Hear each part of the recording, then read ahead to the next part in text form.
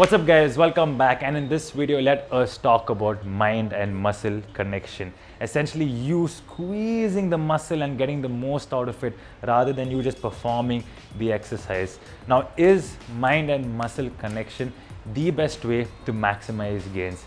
With that being said, let us look into research. There's a paper that was done in 2009 which was very popular, that really made this whole mind, and I'm assuming that really made this whole mind and muscle connection thing a big deal altogether.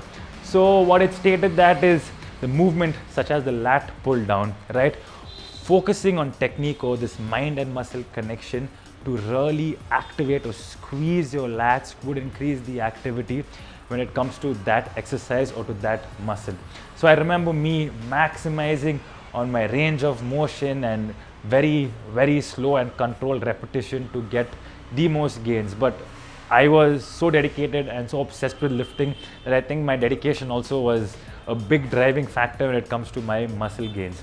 And there was more research that also further proved that if you're very efficient or you have a good level of training experience, you can definitely change emphasis when it comes to lifting a certain movement. So on the bench press, you can either emphasis more on the chest or on the tricep, but this is very load dependent.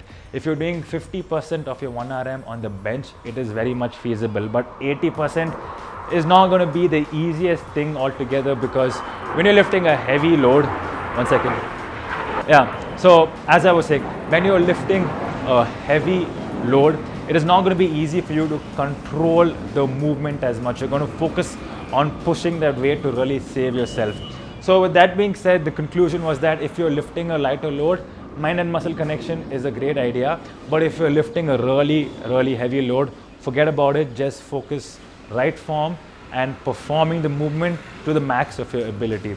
But it does not stop there. To get more into detail, it was also proven that it really matters on your level of training. If you're someone who has a great experience in terms of training, then the whole connection in terms of maximizing that squeeze and that efficiency is really maximized. So as I said, if you're more advanced, you can maximize more out of that mind and muscle connection.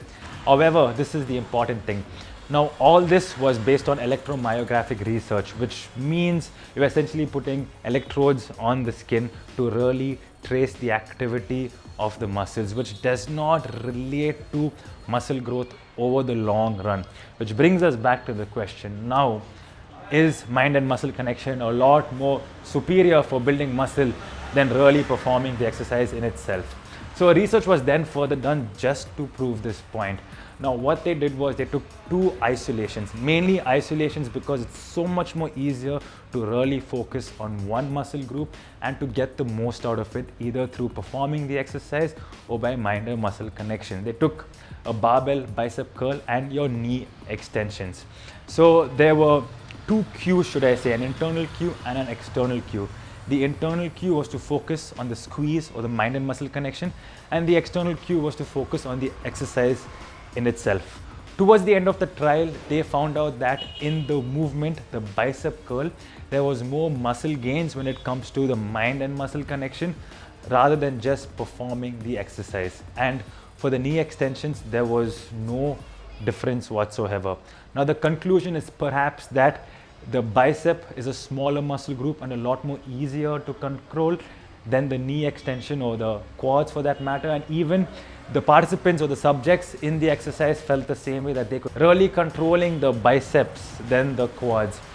So with that being said, we know that mind and muscle connection can definitely have a great impact on activity and also to an extent when it comes to muscle growth. But it is very subjective based on the muscle group, big or small, based on the exercise, if it's a compound or an isolation, and moreover based on the level of experience of the individual.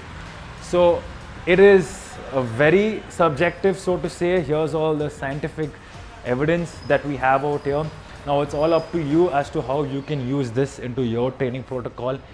In my opinion, I definitely feel that training high intensity is the way to go. I cannot really say it is the best way to maximize muscle growth because I am not at that level, nor do I have a very impressive physique.